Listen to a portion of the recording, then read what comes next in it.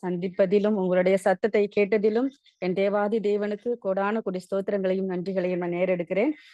கிட்டத்தட்ட நம்ம ஒரு 3 மாசமா 4 மாசமா வந்து நம்ம அப்போஸ்தலர்களுடைய வாழ்க்கை வரலாறை பத்தி நம்ம படிச்சு கொண்டுட்டே வரோம். அதுக்கு கிட்டத்தட்ட ரொம்ப பெரிய பாடமா போறதுனால உங்களை போர் அடிக்கிற மாதிரி தோணும்னு நான் நினைக்கிறேன். அதனால இன்னைக்கு ஒரு சின்ன பிரேக்கா நம்ம என்ன பண்ணலாம்னா அதை விட்டுட்டு வேற ஒரு வேத பகுதியை நான் தியானிக்கலாம்னு சொல்லிட்டு ஒரு சின்ன வேத பகுதியை இன்னைக்கு நான் உங்களுக்கு கொண்டு வந்திருக்கிறேன். அது என்ன அப்படின்னு பார்த்தோம்னா, பழைய ஏற்பாட்டில் தேவன் கொடுத்த உணவு சட்டம்.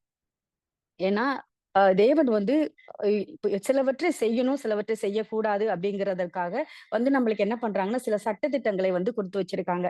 அந்த சட்டங்கள் ஏன் அப்படி குடுத்திருக்காங்கன்னா, ஏன்னா செய்யக்கூடாது அப்படின்னு நம்மள நினைக்கிறப்போ, தேவன் என்ன பண்ணியிருக்கலாம், அந்த காரியத்தை தடை பண்ணியிருக்கலாம். இப்போ ஏதேன் தோட்டத்துல வந்து அந்த சாப்பிடக்கூடாத அந்த கனியை புசிக்கத்தக்க மரத்த அந்த ஏதேன் தோட்டத்துல வைக்காமலே இருந்திருக்கலாம். ஏன் வைக்கணும்? ஏன் அத நீங்க சாப்பிடக்கூடாதுன்னு தேவன் சொல்லணும்? ஏன்னா, நான் உண்டாக்குன என் ஜனம் என்னுடைய பேச்ச கேட்கணும். என்னுடைய பிள்ளைகளாக இருக்கணும்னா, அவங்க எனக்கு கீழ்ப்படிஞ்சிருக்கணும். அந்த கீழ்ப்படிதலுக்கான அந்த ஒரு புத்தி, ஒரு ஞானம் என் பிள்ளைங்களுக்கு இருக்கணும் அப்படிங்கிற ஒரு எதிர்பார்ப்போட கூட தான் தேவன் வந்து சில காரியங்களை செய்யக்கூடாதுன்னும், சில காரியங்களை செய்யலாம் அப்படின்னு சொல்லியும் நம்மளுக்கு வேதத்துல கொடுக்கப்பட்டிருக்கு. தேவன் அதற்கான சட்டத்தையும் கொடுத்து வச்சிருக்கார். அதன்படி பார்த்தோம் அப்படின்னா, நம்ம பழைய ஏற்பாட்டுல நியாயப்பிரமாண புத்தகத்துல தேவன் வந்து சில உணவு சட்டத்தை வந்து இஸ்ரேல் ஜனங்களுக்கு கொடுத்திருந்தாங்க. அந்த சட்டங்களின்படி பார்த்தோம் அப்படின்னா, சில குறிப்பிட்ட வகை மிருகங்களை வந்து நீங்க சாப்பிடலாம் அப்படின்னு சொல்லியும், சில குறிப்பிட்ட வகை மிருகங்களையும் சரி, மீன்களாகட்டும், பறவைகளாகட்டும், அதாவது கடல்வாழ் உயிரினங்கள், நிலத்துல வாழக்கூடியவைகள், ஆகாயத்தில் பறக்கக்கூடியவைகள், இதில் எல்லாவற்றிலையுமே பாத்தீங்கன்னா இததான் சாப்பிடணும், இதை நீங்க சாப்பிடக்கூடாது, இது அருவருக்கத்தக்கது, இது சுத்தமுள்ள அனிமல்ஸ் அப்படின்னு சொல்லிட்டு நம்ம மிருகங்கள் சொல்லிட்டு 2 வகுப்பா அவர் வந்து தேவன் வந்து பிரிச்சு அந்த சட்டத்தை வந்து கொடுத்தாங்க. அந்த சட்டத்தை பத்தி தான் இன்னைக்கு நாம அதற்குள்ளாக தேவனுடைய ஒரு பெரிய தெய்வீக திட்டம் வந்து ஒளிஞ்சிருக்கு. சும்மா வந்து தேவன் வந்து இதை சாப்பிடக்கூடாது, இதை சாப்பிடுங்கன்னு சொல்லல. ஏன்னா அதற்குள்ள ஒரு பெரிய மகத்துவம் உள்ள ஒரு திட்டம், அதற்குள்ளாக நாம் கற்றுக்கொள்ள வேண்டிய ஒரு பெரிய சத்தியம் வந்து அதற்குள்ளாக ஒளிந்திருக்கிறது. அந்த வசனத்தையும் அதற்குள்ளாக ஒளிந்திருக்கிற அந்த மறைபொருளையும் சத்தியத்தையும் நாம் இன்னைக்கு தெரிஞ்சுக்க போறோம். அதற்காக நீங்க யாராவது ஒருத்தவங்க தயவு செஞ்சு உங்க வேத புத்தகத்தை திறந்து எனக்காக பைபிள் வாசிச்சு கொடுக்கும்படியா நான் கேட்டுக்கொள்கிறேன். உபாகமம் 14வது அதிகாரம் 2வது வசனத்திலிருந்து 8வது வசனம் வரை நிறுத்தி நிதானமாக வாசிங்க சிஸ்டர். சகோதரிகள் யாராவது ஒருத்தவங்க தெளிவா வாசிக்கிறவங்க வாசிங்க. உபாகமம் 14வது அதிகாரம் 2வது வசனம் முதல் 8வது வசனம் வரை. நீங்கள் உங்கள் தேவனாகிய கர்த்தருக்கு பரிசுத்தமான ஜனங்கள்.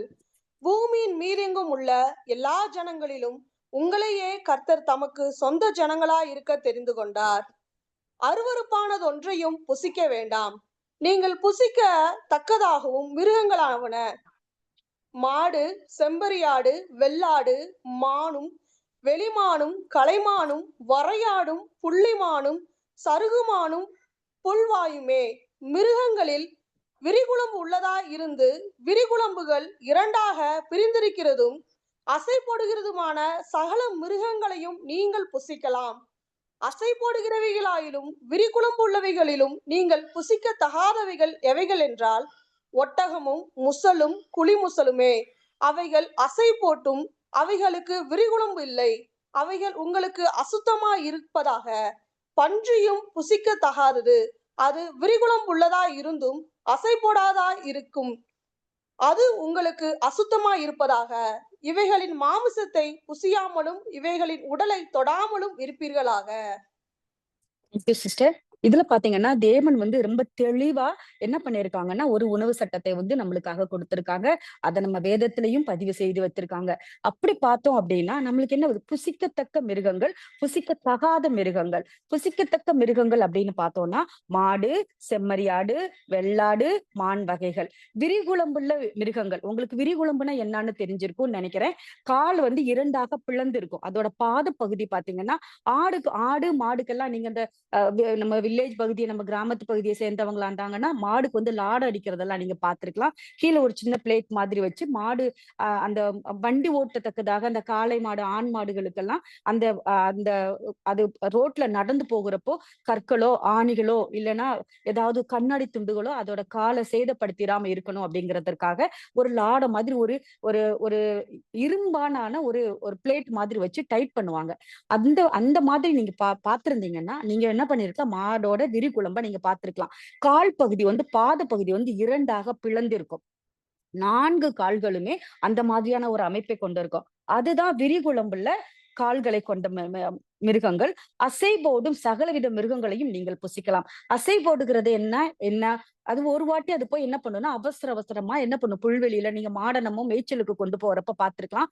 மாடுகள் போய் அங்கங்க இருக்கிற புல்களை என்ன பண்ணும், சாப்பிட்டுட்டு ரிலாக்ஸ்டா ஒரு இடத்துல வந்து அமைதியா வந்து படுத்து அது என்ன பண்ணும் அப்படின்னா, ஒரு வயித்துல, ஏன்னா மாடுகளுக்கு 3 வந்து இரைப்பைகள் காணப்படும்.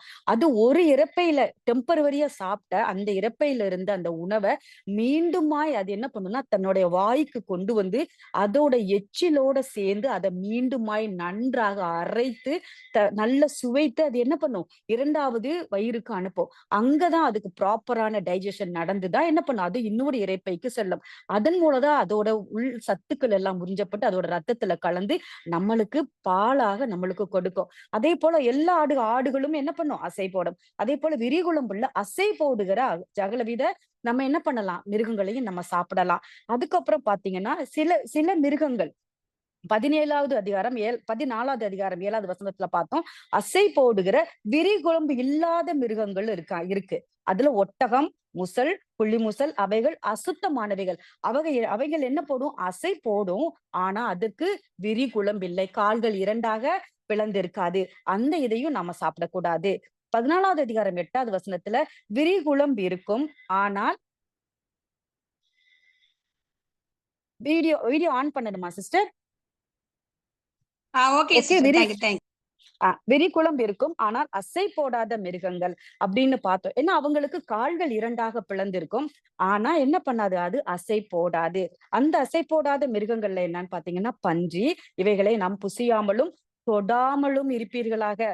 பன்றி அப்படின்னு சொல்லிட்டு எல்லாம் அசை போடாத மிருகங்கள்னு சொல்லிட்டு அந்த பன்றி அப்படின்னு சொல்லிட்டு நம்மளுக்கு வந்து 8வது வசனத்துல குறிக்கப்பட்டிருக்கும். அதை நம்ம என்ன பண்ணக்கூடாதாம், தொடக்கூட கூடாதாம். தொட்டா அது அசுத்தம். நம்மளுக்கு அல்ல, பழைய ஏற்பாட்டின் நியாயப்பிரமாணத்தின்படி. கிட்டத்தட்ட உங்களுக்கு நன்றாக தெரிந்திருக்கும் என்று கர்த்தருக்குள்ள நான் விசுவாசிக்கிறேன். நியாயப்பிரமாணங்கள் மொத்தம் 1613க்கு மேலான நியாயப்பிரமாணங்கள் வந்து நம்மளுடைய மொத்த வேதாகமத்தில் கொடுக்கப்பட்டிருக்கு. அதுல பழைய ஏற்பாட்டுல பாத்தீங்கன்னா 613 சட்டதிட்டங்கள் மோசையின் மூலமாக தேவன் ஒவ்வொரு காலகட்டத்திலையும் என்ன பண்ணார், இஸ்ரேல் ஜனங்களுக்கு சில நியாயப்பிரமாணங்களை கொடுத்திருந்தார். இது நாம பழைய ஏற்பாடு தான் ரொம்ப டஃபஸ்ட் நம்ம என்ன பண்ணிருக்கோம் சட்டதிட்டங்கள்னு நாம நினைக்கிறோம். ஆனா புதிய ஏற்பாட்டுலதான் அநேகமான 1000ற்கு மேற்பட்ட நியாயப்பிரமாணங்கள் உள்ளது. ஆனா எல்லாத்திற்கும் பிரதானமான நியாயப்பிரமாணமாக ஒன்னே ஒன்றுதான் கருதப்பட்டது, அன்பு. நாம என்ன பண்ணிட்டோம், அந்த அன்பு அப்படிங்கிற நியாயப்பிரமாண கட்டளையின்படி நாம என்ன பண்ணிட்டோம்னா, புறஜாதியாக இருந்த நாமளும் தேவனுடைய என்ன பண்ணிட்டோம், ஒரு ஆவிக்குரிய இஸ்ரவேலர்களாக. இந்த சட்டங்கள் நம்மளுக்கு இல்ல.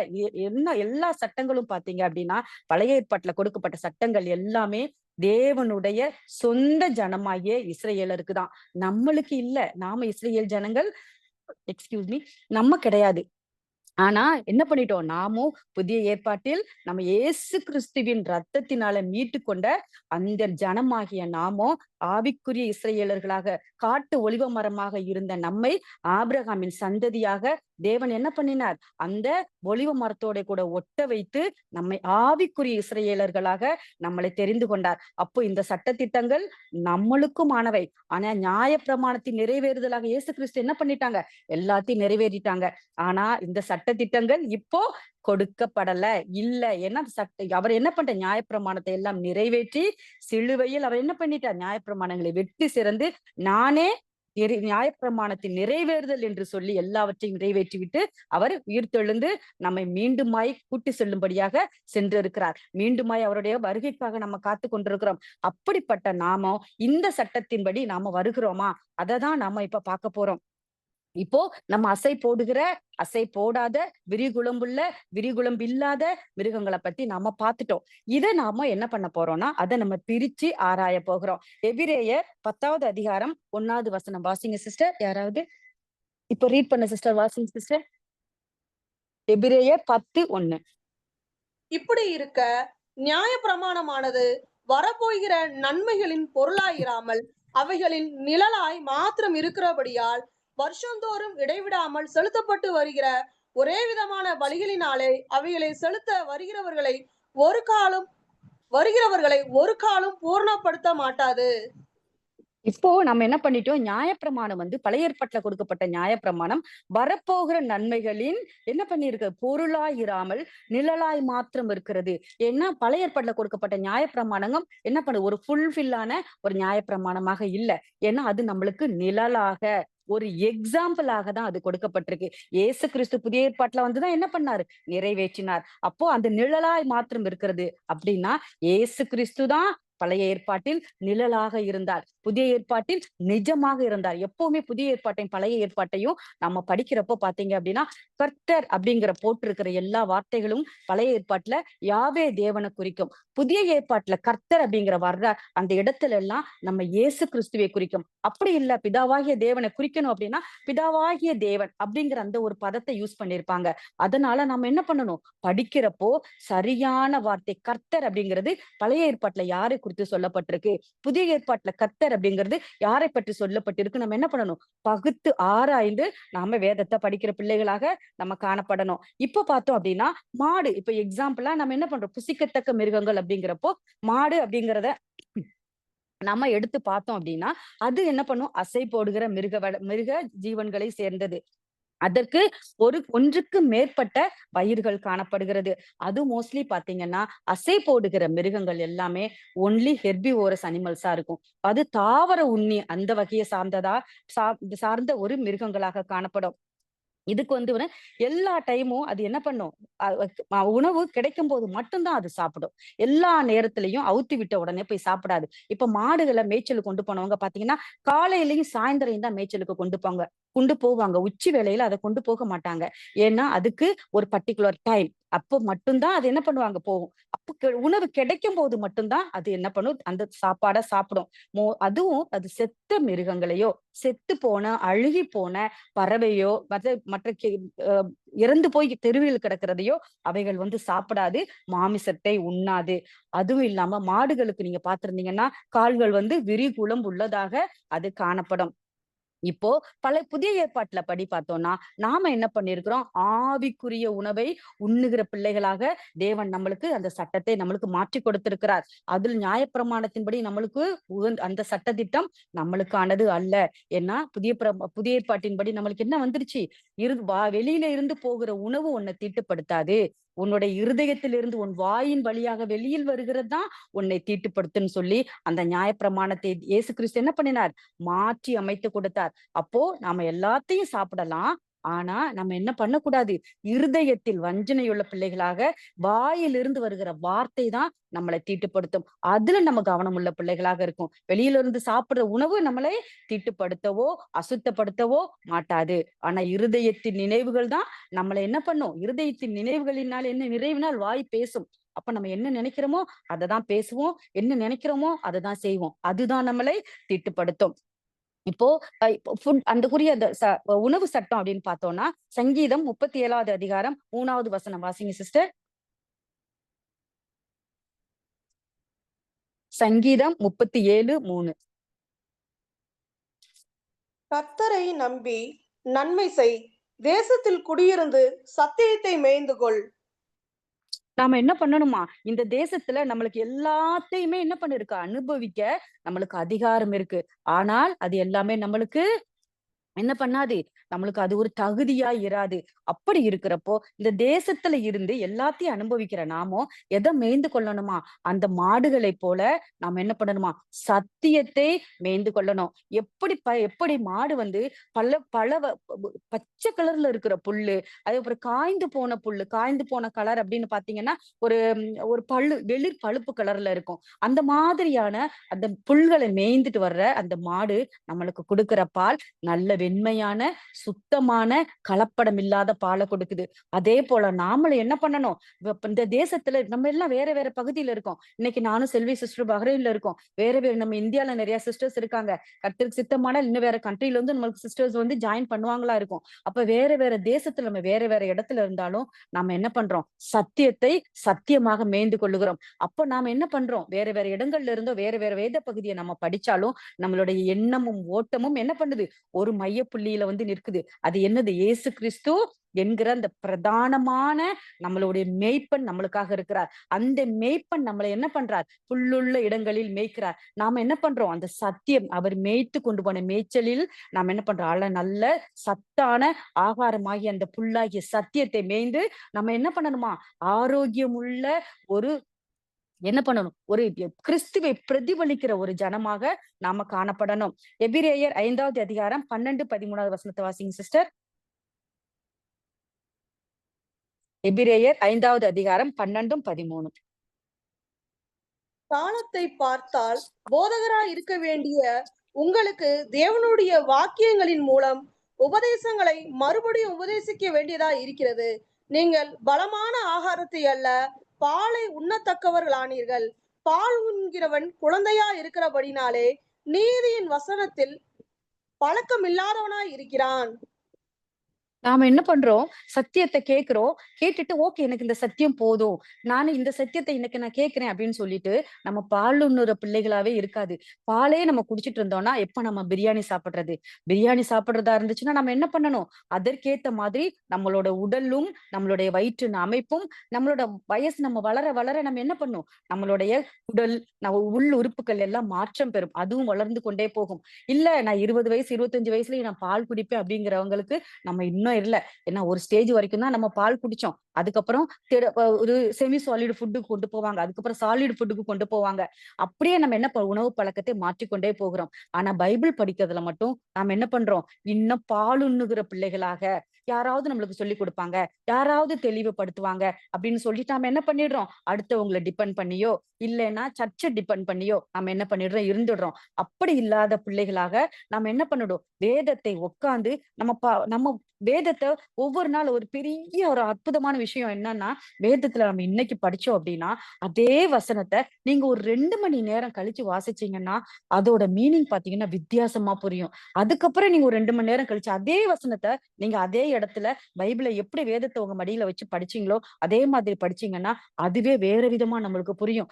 தேவன் நம்மளுக்குள்ள அந்த சத்தியத்தை வெளிப்படுத்துறது பாத்தீங்கன்னா வித்தியாசமாக நம்மளுக்கு இருக்கும். அந்த அனுபவம் வந்து ரொம்ப அருமையான அனுபவம்.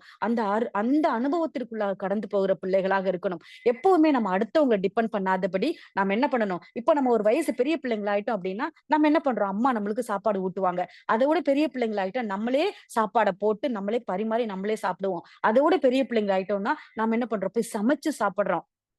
அந்த மாதிரி எப்படி நம்மளுக்கு வயதுக்கேற்ற ஒரு ஒரு ஒரு டெவலப்மெண்ட் நம்ம கிட்ட இருக்கோ அதே போல வேதத்தை தியானிக்கிறதுலயும் நம்மளுக்கு ஒரு டெவலப்மெண்ட் காணப்படணும். அது என்ன பண்ணும், நம்ம அதே ஒரு ஒரு பலமான ஆகாரத்தை சாப்பிடுகிற பிள்ளைகளாக சத்தியத்துல இந்த வேத பகுதியில இதுதான் சொல்லப்பட்டிருக்கு, இதை பத்தி தான் இந்த சத்தியம் பேசுது அப்படின்னு நீங்க என்ன பண்ணணும், அதை புரிந்து கொள்ளுகிற பிள்ளைகளாக இருக்கணும். என்ன ஒவ்வொரு வசனமும் ஜோடி இல்லாதிராது. ஜோடி வசனம் எங்க இருக்குன்னு நம்ம தேடி கண்டுபிடிக்கணும். கண்டுபிடிச்சோம் அப்படின்னா உங்களுக்கு ஒரு மிக தெளிவான ஒரு விளக்கம் வந்து உங்களுக்கு கிடைக்கும். ஒரு நோட் புக் போடுங்க. நோட் புக் போட்டு அதை என்ன பண்ணணும், எழுதி வைக்கணும். இன்னைக்கு நான் இந்த வேத பகுதியை படிச்சேன், இந்த வேத பகுதியின் மூலமாக தேவன் என்னோட கூட பேசினார். நீங்க ஒரு ஒரு ஒரு ஒரு மைண்ட் டிப்ரெஸ்டான ஒரு நேரத்துல அந்த வேத பகுதியை நீங்க என்ன பண்ணணும், எடுத்து நீங்க வாசிச்சு பாத்தீங்க அப்படின்னா உங்களுக்கு அவ்வளவு சந்தோஷமா இருக்கும். நானா இந்த வேத பகுதி எழுதினேன். ஏன்னா என்கிட்ட இதே மாதிரி கிட்டத்தட்ட ஒரு 10, 15 நோட் புக்ஸ் இருக்கு. நான் வந்து எதையுமே ஈஸியா பாருங்க எவ்வளவு பெரிய நோட் புக்னு பாருங்க. அவ்வளவு பெரிய நோட், இதே மாதிரி என்கிட்ட அவ்வளவு நோட் புக்ஸ் இருக்கு. கிட்டத்தட்ட நான் 2014வது வருஷம் நான் வந்து சவுதி அரேபியாவுக்கு போனேன். அப்பத்துல 2016வது வருஷம், ஏன்னா சவுதி அரேபியால சர்ச்சஸ் வந்து கிடையாது. ஏன்னா அது லீகலா அங்க நடத்த முடியாது. அதனால நான் சிஎஸ்ஐ பேக்ரவுண்ட். ஆனா எனக்கு சர்ச்சுக்கு போகணும்னு எனக்கு ஆசை. ஆனா எங்க இருக்குன்னு தெரியல. ஆனா லுலுக்கு போயிருந்த டைம் ஒருத்தவங்க ஜுவல்ஸே போடாம எனக்கு தெரிஞ்சது அவங்க பெண்டிகா சபையை சேர்ந்தவங்களாக இருக்கணும்னு அவங்க கிட்ட போய் நான் கேக்குறேன், சிஸ்டர் நீங்க ஏதாவது சர்ச்சுக்கு போறீங்களா, எங்க சர்ச் இருக்கா அப்படின்னு. அவங்க சொன்னாங்க இருக்கு, நாங்கெல்லாம் போறோமே வார வாரம்னு. போகணும்னு. அப்ப என்னையும் கூட்டிட்டு போவீங்களா? நானும் வரேன்னு சொன்னேன். ஓகே அப்படின்னு சொல்லிட்டு அவங்க சொன்னாங்க. ஓகேன்னு சொல்லிட்டு நான் அங்கிட்டு போயிட்டு திருப்பி வரதுக்குள்ளார அவங்கள காணோம். ஐயோ! உங்கிட்ட கான்டாக்ட் நம்பர் வாங்கலையே! நம்ம சர்ச்சுக்கு போணுமே! நம்ம மிஸ் பண்ணிட்டோமேன்னு சொல்லி, அப்படியே என் மனசுக்குள்ள தோய்ந்து போய் நான் நிக்கிற நேரம், அந்த சபையை நடத்துற பாஸ்டர் அம்மா என்ன தேடி வந்தாங்க. வந்து, "அம்மா நீங்க தான் சர்ச்சுக்கு வரணும்னு கேட்டீங்களான்னு?" நான் சொன்னேன், "ஆமா. எங்க சபையை சேர்ந்த ஒரு சகோதரி சொன்னாங்க. நாங்க உங்க வீடு எங்க இருக்கு? ஃபோன் நம்பர் குடுங்க." எல்லாம் என்கிட்ட வாங்கிட்டு, அடுத்த நாளே என்ன தேடி எங்க சவுதியை சேர்ந்த பாஸ்டர் அம்மா வந்திருந்தாங்க. வந்து என்னைய அடுத்த அந்த வாரமே என்ன பண்ணாங்க, சர்ச்சுக்கு கூட்டிட்டு போனாங்க. அப்பத்துல இருந்து இப்ப வரைக்கும் நான் என்ன பண்ணிட்டு இருக்கேன், சர்ச்சுக்கு போறத நான் வந்து தொடர்ந்து கொண்டிருக்கிறேன். எப்பவுமே நாம என்ன பண்ணணும்னா, நம்ம வேதத்த வாசிக்கிற பிள்ளைகளாக நம்ம என்ன பண்ணணும், அத கன்டின்யூ பண்ணணும்.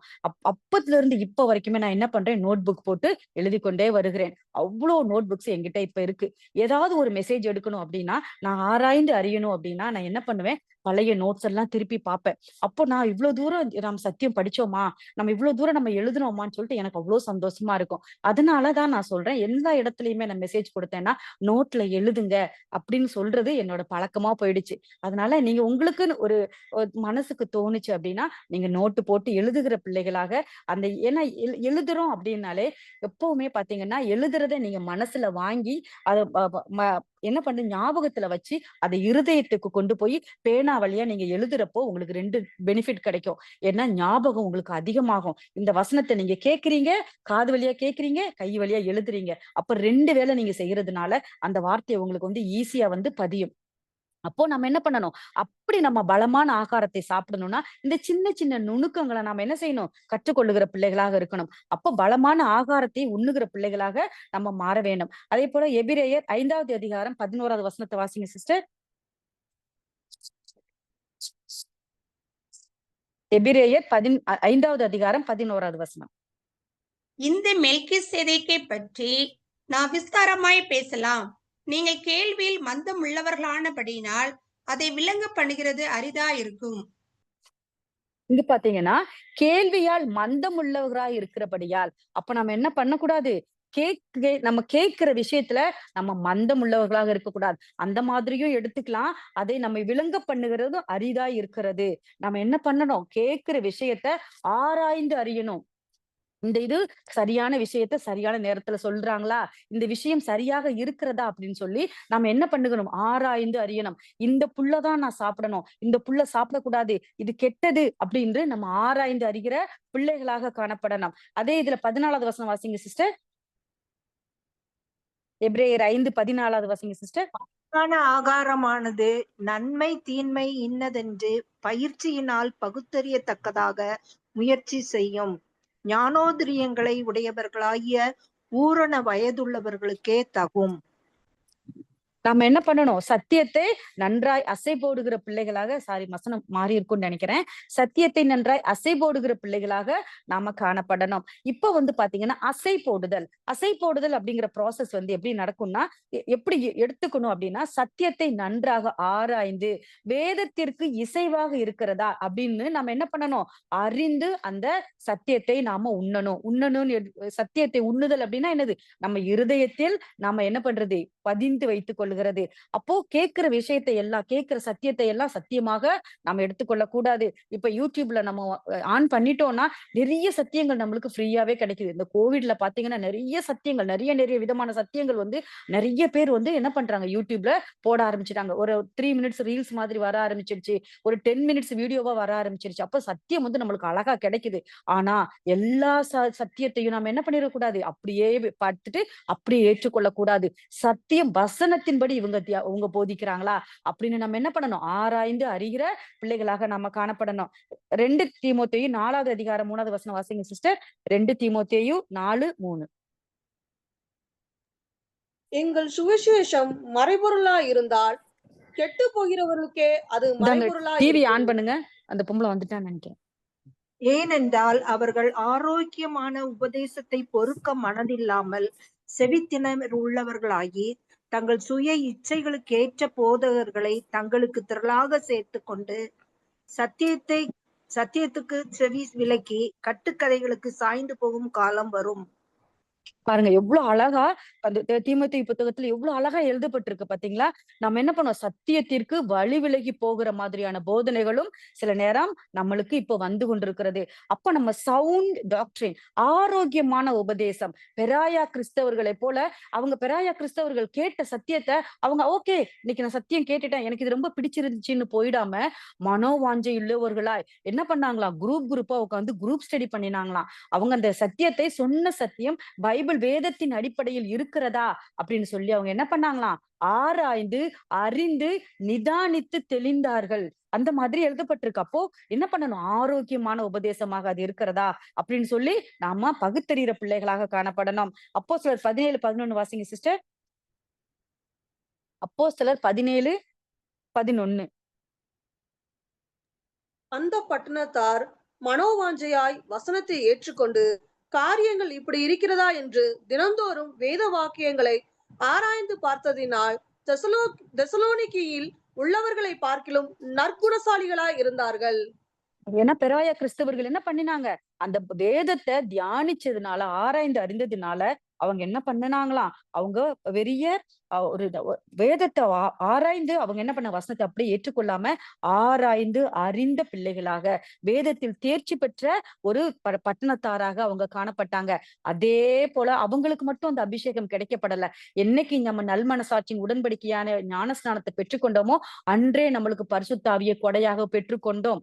அந்த பரிசுத்த ஆவியை பெற்றுக்கொண்ட நாமோ அந்த பரிசுத்த ஆவியின் வல்லமையினால எல்லாவற்றையும் தெளிவாக புரிந்து கொள்ளக்கூடிய ஒரு தெளிவை தேவன் நமக்கு கொடையாக கொடுத்திருக்கிறார். அப்போ நம்ம படிக்கும் போதே பரிசுத்த ஆவியின் வல்லமையை கொண்டு நாம என்ன பண்ணணும், அந்த ஒவ்வொரு பகுதியை ஒண்ணு ஆராய்ந்து படிக்கும் போது நம்மளுக்கு அழகா போதித்து நம்மளுக்கு என்ன பண்ணுவாங்க, உணர்த்தப்படும். அந்த நீங்க பைபிளை எடுத்து உட்கார்ந்தீங்கன்னாலே சில வசனங்கள்ல போய் அப்படி ஸ்ட்ரக் ஆகி நின்னுருவோம், வசித்துக்கிட்டே போவோம். அந்த ஒரு வசனத்துல இருந்து நம்மளால மீண்டு வர முடியாது. அப்ப தேவன் அந்த வசனத்தின் மூலமாக இன்னும் இடைப்படுறார் அப்படின்னு சொல்லிட்டு நம்ம என்ன பண்ணணும், அதை தியானிச்சு அதை நாம படிச்சு அதை நம்ம குறித்து வைக்கிற பிள்ளைகளாக நம்ம காணப்படணும். நம்ம என்ன பண்ணணும், எப்பவுமே வாசிக்கிற பிள்ளைகளாக அல்ல, தியானிக்கிற பிள்ளைகளாக நாம காணப்படணும். இப்போ எப்பவுமே வெளிப்படுத்தின விசேஷத்துல கூட இயேசு கிறிஸ்து 3வது அதிகாரம் 20வது வசனத்துல, இதோ வாசற்படி நின்று தட்டுகிறேன், கதவை திறந்தால் அவனோட கூட போஜனம் பண்ணுவேன். அவனோட கூட போஜனம் பண்ணுவேன்னா என்ன, நம்மளோட டைனிங் டேபிள்ல சாப்பிடுவார்னு அர்த்தமா? இல்ல. நம் போஜனம் அப்படிங்கிறது நம்மளுக்கு சத்தியம். மன்னா அப்படின்னாலே நம்மளுக்கு சத்தியத்தை தான் குறிக்கிறது. அந்த சத்தியத்தை தேவன் இயேசு கிறிஸ்து நம்மளோட கூட போஜனம் பண்ணுவார். சத்தியத்தை நமக்கு அவர் போதிப்பார். நம்மளோட கூட நான் தட்டுறேன், கதவை தட்டுறேன், நீ கதவை தர, உன் கூட நான் சத்தியத்தை உன்னோட சேர்ந்து நான் சொல்லிக் கொடுக்கிறேன். இல்ல, நானும் அந்த சத்தியத்தை உன்னோட சேர்ந்து பகிர்ந்துக்கிறேன், நானும் அதை படிக்கிறேன், நம்ம 2 பேரும் சேர்ந்து படிக்கலாம். அந்த மாதிரியான நீங்க ஒரு மீனிங் எடுத்து பாத்தீங்க அப்படின்னா எவ்வளவு பெரிய பாக்கியமான பிள்ளைகளாக நாம காணப்படுறோம். போஜனம் அப்படிங்கிறது இந்த இடத்துல சத்தியத்தை தான் நாம எடுத்துக்கணும். 1 யோவான் 4வது அதிகாரம் 1வது வசனத்துல, எனவே உலகத்தில் அநேக கள்ள தீர்க்கதரிசிகள் தோன்றி இருப்பதினால் நீங்கள் எல்லா ஆவிகளையும் நம்பாமல் அந்த ஆவிகள் தேவனால் உண்டானவைகளோ என்று சோதித்தறியுங்கள். நம்மளுக்கு ஒருத்தவங்க சத்தியம் சொல்றாங்க அப்படின்னா கள்ள தீர்க்கதரிசிகளாக கூட இருக்கலாம். சில பேர் பாத்தீங்கன்னா ஆசீர்வாதம், நீங்க கார் வாங்க போறீங்களா சிஸ்டர், நீங்க கார் வாங்கணும்னு ஜெபிச்சுக்கிட்டு இருக்கீங்க, கூடிய சீக்கிரத்துல வாங்கிருவீங்க அப்படின்னு அவங்க உங்களுக்கு ஆசீர்வாதமான ஒரு சத்தியத்தை சொல்றாங்கன்னா அவங்களுக்குள்ளாக ஏதோ ஒரு கள்ளத்தனம் இருக்கு. ஏன்னா அவங்க கிட்ட தேவன் வெளிப்படுத்துறார் அப்படின்னா அதே தேவன் உங்களுக்குள்ளாகவும் இருக்கிறார். அப்ப நம்மளுக்கு ஏன் வெளிப்படுத்தல?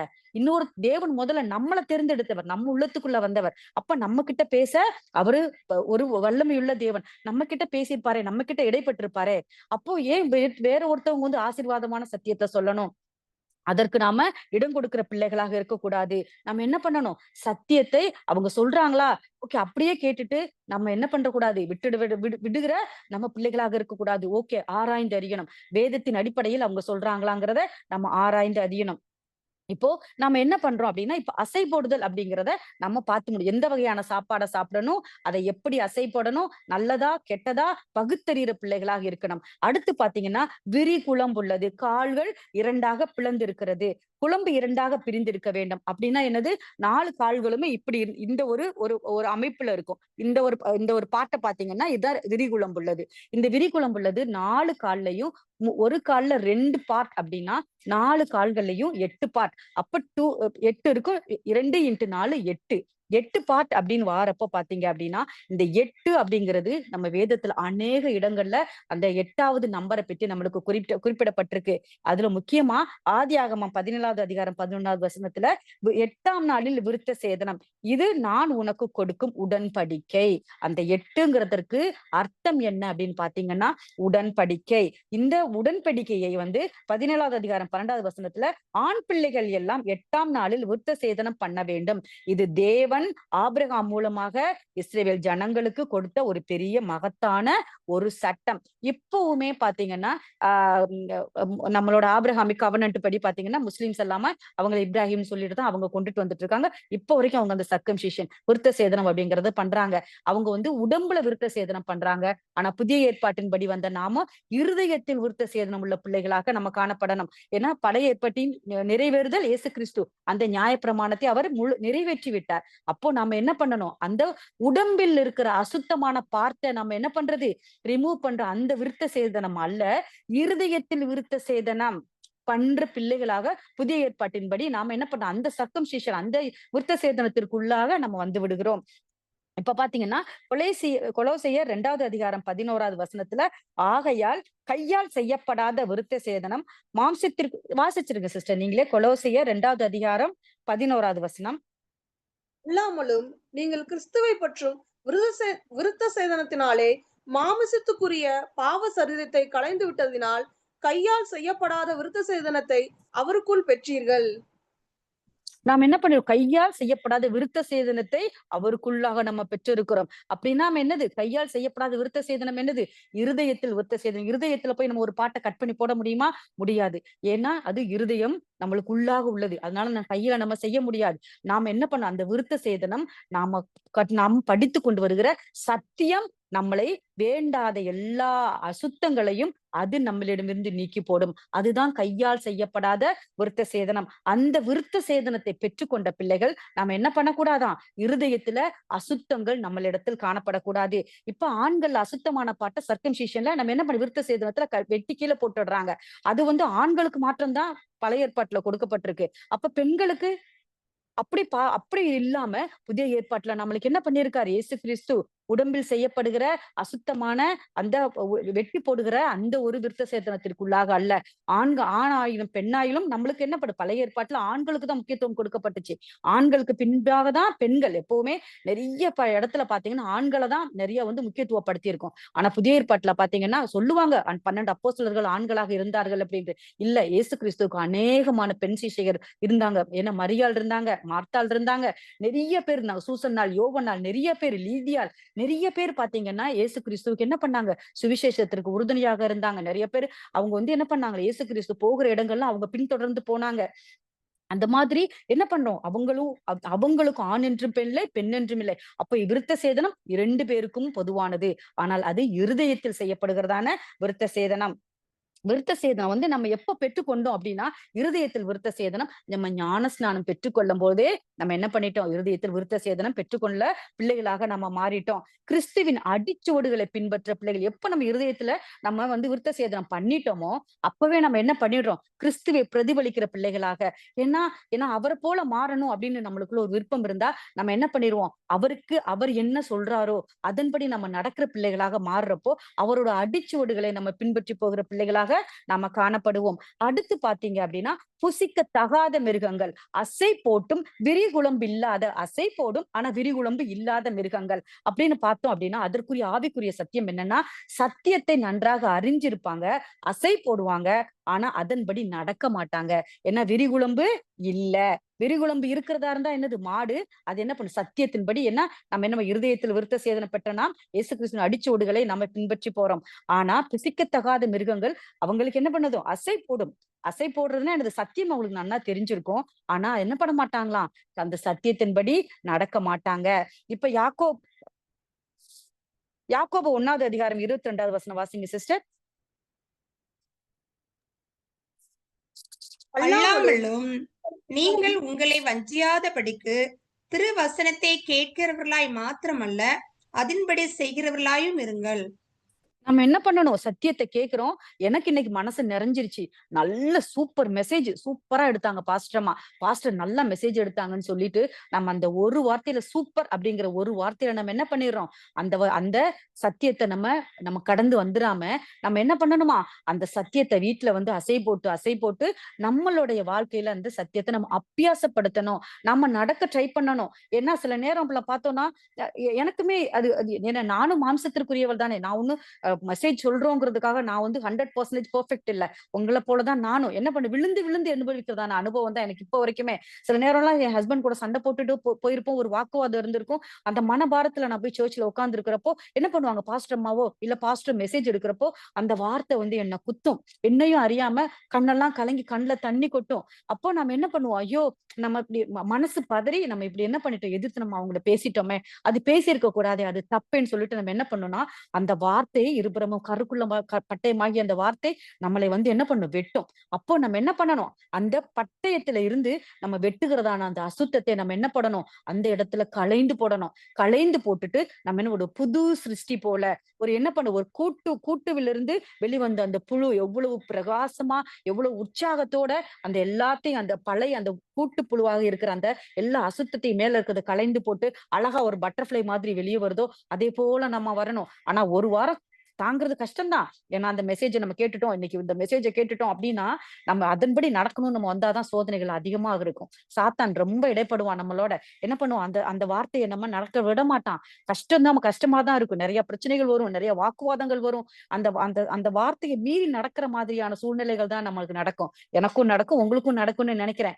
அந்த மாதிரியான சூழ்நிலைகளையும் நம்மளுக்கு என்ன பண்ண அந்த வார்த்தை நம்மளை ஆறுதல் படுத்தும், தேறுதல் படுத்தும். ஒரே நாள்ல நம்ம என்ன பண்ணிட முடியாது? முழுமையாக நம்ம மாறிட முடியாது. கொஞ்சம் கொஞ்சமா குழந்தைகளை எப்படி ஸ்டெப் பை ஸ்டெப்பா எடுக்கும். ஃபர்ஸ்ட் என்ன பண்ணும்? அப்படியே முதல்ல பிறக்கிற குழந்தை அப்படியே படுத்து கிடக்கும். கொஞ்ச நாள் ஆன உடனே குப்புற படுக்கும். அதுக்கப்புறம் எந்திரிச்சு உட்காரும். அதுக்கப்புறம் பாத்தீங்கன்னா தவள ஆரம்பிக்கும். அதுக்கப்புறம் தான் நடக்க ஆரம்பிக்கும், ஓட ஆரம்பிக்கும். அதே போலதான் நாம என்ன பண்ணணும்? கொஞ்சம் கொஞ்சமா நம்ம கிறிஸ்துவை அடிச்சுவடுகளை பின்பற்றி அவர் அந்த சத்தியத்தின்படி அடிச்சுவடுகளை பின்பற்றுறதுனால என்ன அர்த்தம்? சத்தியத்தை வாசிக்கிறது, அதன்படி நடக்கிற பிள்ளைகளாக நாம காணப்படணும். யாக்கோபு 2வது அதிகாரம் 20வது வாசிங்க சிஸ்டர். யாக்கோபு 2:20. வீணான மனுஷனே, கிரியைகளில் இல்லாத விசுவாசம் செத்ததென்று நீ அறிய வேண்டுமோ? அப்ப நாம என்ன பண்றோம்? நாம சத்தியத்தை கேட்டுட்டு வந்துட்டோம். அந்த சத்தியம் எனக்குள்ளாக இருக்குன்னு விசுவாசிக்கிறோம். அந்த விசுவாசத்துல நாம என்ன பண்ணணும்? கிரியை செய்யணும். கிரியை அப்படின்னா செயல். நான் இந்த சத்தியத்தை கேட்டிருக்கேன், இதன்படி நான் செய்வேன்னு சொல்லிட்டு நீங்க என்ன பண்ணணும்? அந்த செயல்ல நாம வெளிக்காட்டணும். அப்படின்னாதான் நம்ம கிறிஸ்தவர்கள் அப்படிங்கிறது இந்த சொசைட்டில மத்த புறஜாதிகளுக்கும் நம்மளுக்கும் இருக்கிறதான வித்தியாசம் பாத்தீங்கன்னா நம்மளோட கிரியைகள். ஈஸியா நம்மள ஜட்ஜ் பண்ணிருவாங்க. மத்த புறஜாதிகளை காட்டிலும் நம்மள ஜட்ஜ் பண்றது பாத்தீங்கன்னா ரொம்ப ஈஸி. இவெல்லாம் பைபிளை தூக்கிட்டு சர்ச்சுக்கு போறா, இவ போய் சர்ச்சில் போய் என்ன சத்தியத்தை கேட்கிறா? ஒரு மாற்றமும் இல்ல. அதே பழக்கத்துக்குள்ளதான் இருக்கா, அதே அந்தரங்க பாவத்துக்குள்ளதான் இருக்கா. இன்னும் இவளுக்கு வாய் குறையல, இன்னும் இவளுக்கு இந்த செயல்பாடுகள் குறையலன்னு சொல்லிட்டு நம்ம பாத்தீங்கன்னா அடுத்த புறஜாதிகள் நம்மள ஈஸியா பிளேம் பண்ணுவாங்க.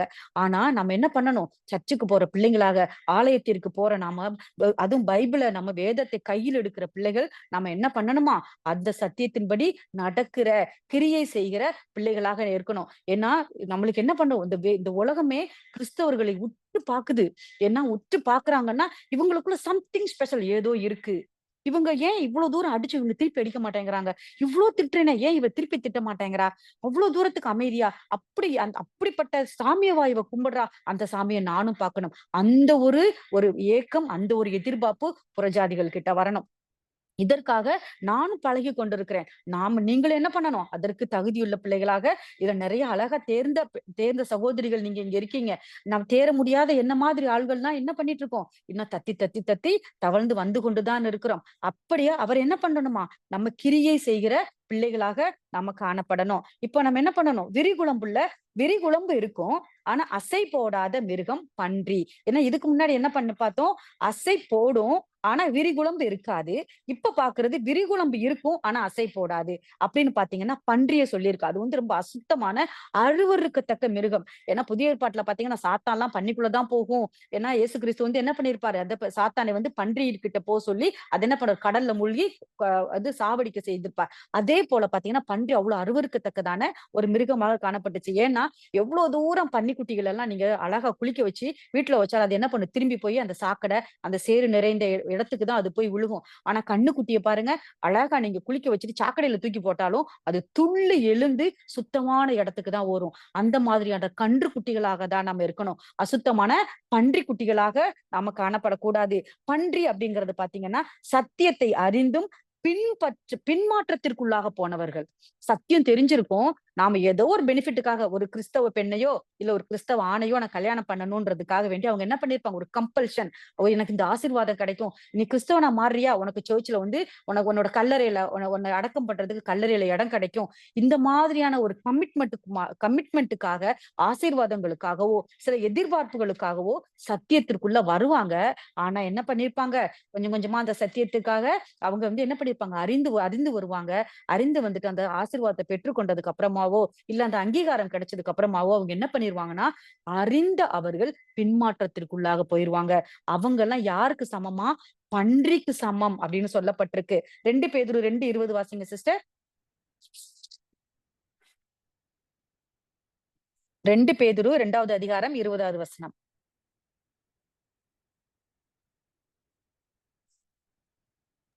கர்த்தரும் இரட்சகருமாய் இருக்கிற இயேசு கிறிஸ்துவை அறிகிற அறிவினாலே உலகத்தின் அசுத்தங்களுக்கு தப்பினவர்கள் மறுபடியும் அவைகளில் சிக்கிக்கொண்டு ஜெயிக்கப்பட்டால் அவர்களுடைய பின்னிலைமை முன்னிலைமையிலும் கேடுள்ளதா இருக்கும். அடுத்த வசனமா வாசிங்க சிஸ்டர். அவர்கள் நீதியின் மார்க்கத்தை அறிந்த பின்பு தங்களுக்கு ஒப்புவிக்கப்பட்ட பரிசுத்த கற்பனையை விட்டு விலகுவதை பார்க்கிலும் அதை அறியாதிருந்தால் அவர்களுக்கு நலமாயிருக்கும். பாருங்க, அவங்களுக்கு முன்னிலைமையை காட்டிலும் சத்தியத்தை அறிந்து பின்மாற்றத்திற்குள்ளாக போனாங்கன்னா அவருடைய பின்னிலைமை முன்னிலைமையிலும் கேடு உள்ளதாக இருக்கும். ஏன்னா அதிகம் கொடுக்கப்பட்டவனிடத்தில் அதிகம் கேட்கப்படும். சத்தியம் வந்து இன்னைக்கு நம்மளுக்கு ஈஸியா ஒண்ணும் கிடைச்சிடல. ஏன்னா நம்ம வந்து சத்தியத்தை கேட்கிறோம் அப்படின்னா அதற்கு என்ன பண்ணணும், ஒரு பெரிய ஸ்லாக்கியம் நம்மளுக்கு. தேவனுடைய ஜனங்கள், தேவன் அவருடைய சொந்த ஜனமாக இருப்பதற்கு நம்ம தெரிந்தெடுத்திருக்கார். நம்ம பாக்கியம் உள்ள ஜனம். அந்த பாக்கியத்தின் அடிப்படையில நம்ம உட்கார்ந்து இப்ப சத்தியத்தை கேட்கிறோம். நம்ம கேட்ட இந்த சத்தியத்தை, எனக்கு இந்த சத்தியம் பிடிக்கல, எனக்கு இந்த சத்தியம் வேண்டான்னு சொல்லிட்டு நம்ம பின்மாற்றத்துக்குள்ளார போயிட்டோம்னா நம்ம இதுக்கு முன்னாடி என்ன கேடு நிலைமையில இருந்தோமோ அதை விட கேடுள்ள நிலைமைக்கு நாம போயிடுவோம். அப்படி போகிற பிள்ளைகளாக இருக்க நாம கூடாது.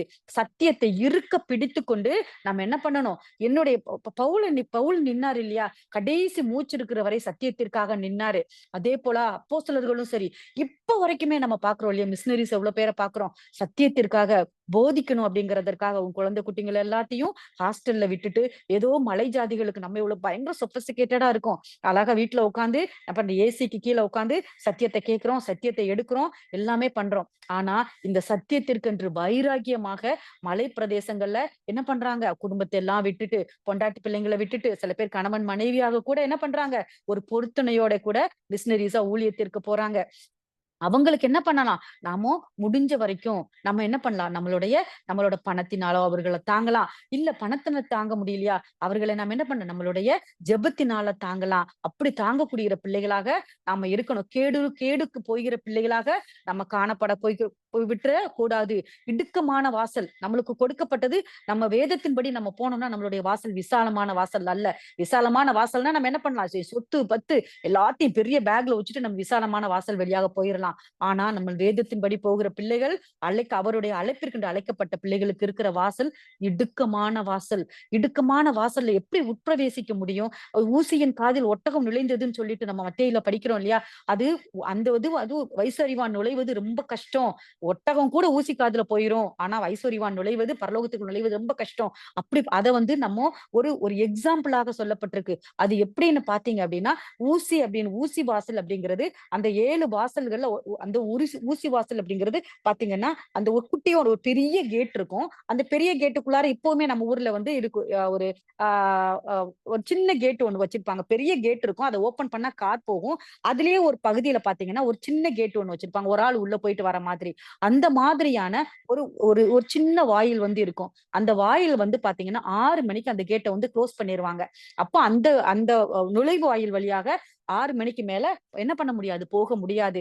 ஆனா அப்ப இருக்கிறவங்க எல்லாம் வணிகத்துக்கு வந்து அதிகமா செய்துட்டு இருந்தாங்க. அப்போ வணிகத்துக்கு போறவங்க என்ன பண்ணுவாங்கன்னா, ஒட்டகத்துல தன்னுடைய எல்லா ஜாமான்களையும், வணிக பொருட்களை ஏற்றிக்கொண்டு அந்த ஒட்டகத்துல வருவாங்க. அப்போ 6 மணிக்கு மேல வந்துட்டாங்கன்னா, அந்த வாசல் பெரிய வாசல் குளோஸ் பண்ணிருவாங்க. அடைச்சிடுவாங்க. அப்ப அந்த குட்டி வாசல் வழியா போகணும்னா என்ன பண்ணணும்? அங்க இருக்கிற அந்த ஐஸ்வர்யவான், அந்த முதலாளி, அந்த காசு அதிகமாக வைத்திருக்கிறவன், அந்த ஒட்டகத்துல ஏறி உட்கார்ந்து வந்தவன் ஒட்டகத்துல இருந்து இறங்கணும். அவன்கிட்ட தலையில அந்த ஒட்டகத்தின் மேல இருக்கிற சுமைகள் எல்லாம் கீழ இறக்கணும். அந்த ஒட்டகத்த என்ன பண்ணணும்? கஷ்டப்பட்டு கால், கைகள் அபயங்கள் எல்லாம் அடக்கி, அந்த குட்டி வாசல் வழியா அத தள்ளி உள்ள கொண்டு போணும். இவரும் ஐஸ்வர்யவானோ தன்னை அடக்கி அந்த குட்டி வாசல் வழியாக, ஊசி வாசல் வழியாக உள்ள நுழையணும். அதே போல தான் நம்மளுக்கும் அது ஒரு ஒரு ஒரு உவமையாக கொடுக்கப்பட்டது. அந்த மாதிரி நாமளும் என்ன பண்ணணுமா?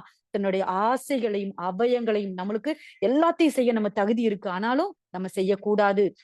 அதை உணர்ந்த பிள்ளைகளாக நம்ம என்ன பண்ணணும்? நம்ம அபயங்களை அடக்கி, நம்மளுடைய ஆசை பாசங்களை அடக்கி, நம்ம என்ன பண்ணணும்?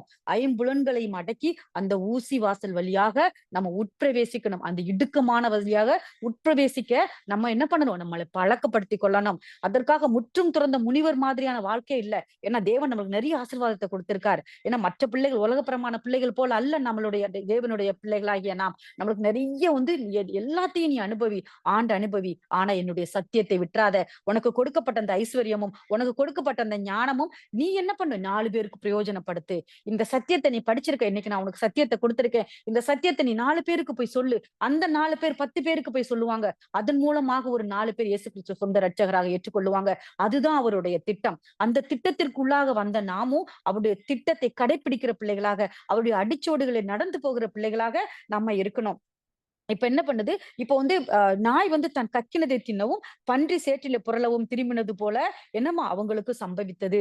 நம்ம என்ன பண்ணக்கூடாது? சத்தியத்தை தெரிஞ்சுக்கிட்டோம். திருப்பி போய் நம்ம அந்த சாக்கடையில நம்மளுடைய பழைய வாழ்க்கையில சில பேர் பார்த்தீங்கன்னா, அவங்களோட நல்ல ஒரு ரட்சிக்கப்பட்டிருப்பாங்க. நல்ல ஒரு ஞானஸ்நானம் வாங்கியிருப்பாங்க.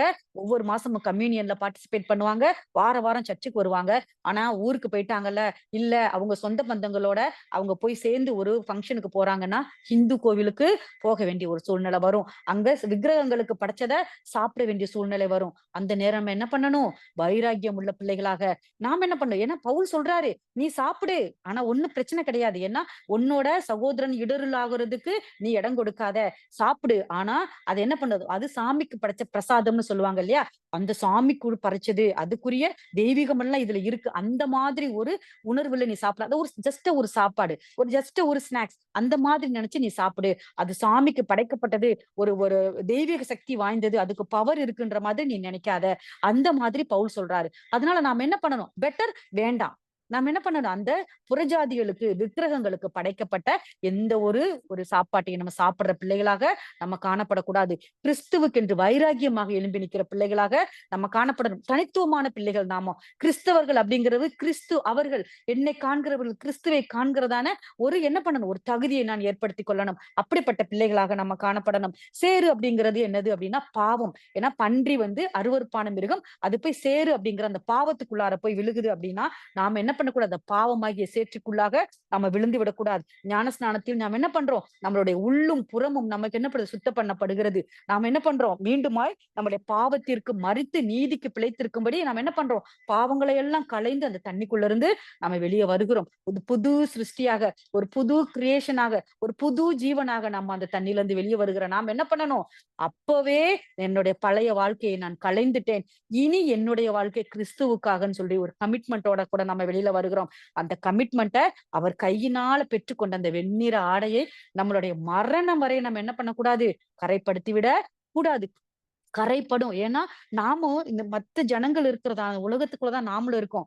அதனால நம்மளையும் அறியாம சில தவறுகள், சில பேச்சுக்கள், சில மீறுதல்கள் நம்மளுக்குள்ளாக வரும். அப்போ நம்மளுக்கு அந்த வெண்ணிற ஆடையில கரைகள் படும். ஆனா அந்த கரைப்பட்ட அந்த வெண்ணிற ஆடையை நம்ம என்ன பண்றோம்? ஒவ்வொரு வாரமும் ஆலயத்துக்கு போறதுக்கு முன்பாக நம்ம என்ன பண்ணணும்? ஒப்பு கொடுத்து நம்ம நம்ம பெற்றுக்கொண்ட அந்த வெண்ணிற ஆடையை நம்ம என்ன பண்ணணும்? மீண்டுமாக அவர் ரத்தத்தில் தோய்த்து நம்ம என்ன பண்ணிக்கிறோம்? புதுமைப்படுத்திக் கொள்ளுகிறோம். அதற்காக மீண்டும் மீண்டும் எப்ப பார்த்தாலும் நான் தப்பு பண்ணிட்டேன், நான் மன்னிப்பு கேட்டா ஏசப்பா இரக்கமுள்ளவர், என்ன மன்னிச்சிடுவாரு. அது அல்ல. ஏன்னா அவர் இரக்கமுள்ள தெய்வம், நம்மள மன்னிப்பார். ஆனா எத்தனை முறை நாம விழுந்து விழுந்து எந்திப்போம்.